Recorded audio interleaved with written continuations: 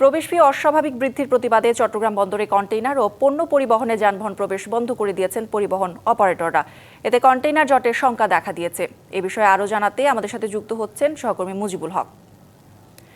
মুজিবুল, এ বিষয়ে কি বলছেন কর্মকর্তা কর্মচারীরা, জানাবেন।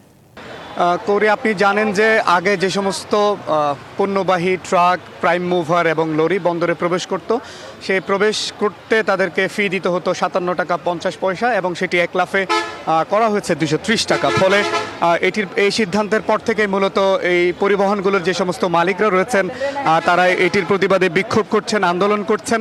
এখন আজকে সকাল 6টা থেকে মূলত তারা সিদ্ধান্ত নিয়েছেন যে কোনো ধরনের পণ্যবাহী ট্রাক, লরি এবং প্রাইম মুভার মূলত চট্টগ্রাম বন্দরে তারা প্রবেশ করতে দিবেন না। এবং এটি নিয়ে আমরা দেখছি সকাল থেকে চট্টগ্রাম বন্দরে এক ধরনের অচল অবস্থা তৈরি হচ্ছে।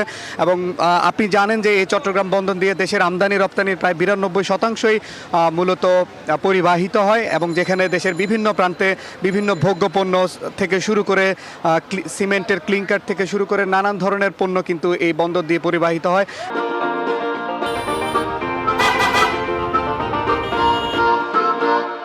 এবং দেশের নানা প্রান্তে যায়, এবং এই কার্যক্রম বন্ধ থাকার ফলে কিন্তু দেশের অর্থনীতিতে এক ধরনের বড় প্রভাব পড়বে।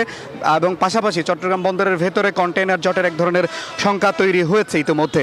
কারণ আপনি জানেন এই বন্দর থেকে বিশেষ করে দেশের বিভিন্ন প্রান্তে যেমন প্রতিদিন প্রায় 14 থেকে 15 হাজার প্রাইম মুভার, লরি, ট্রাক পণ্য নিয়ে দেশের বিভিন্ন প্রান্তে যায়। একই সাথে চট্টগ্রাম বন্দরের আশেপাশে যে সমস্ত অফডকগুলো রয়েছে সেই অফডকগুলোতেও কিন্তু পণ্য পরিবহন করা হয়। অর্থাৎ এই কার্যক্রমের ফলেই কিন্তু এই পুরো কার্যক্রমটি, তাদের যে আন্দোলন সেই আন্দোলনের ফলে কিন্তু পুরো কার্যক্রমটি বন্ধ রয়েছে।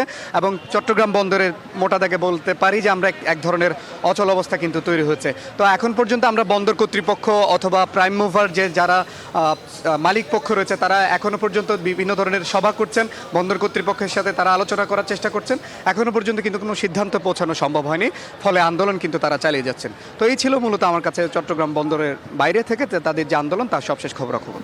মুজিব, ধন্যবাদ আপনাকে।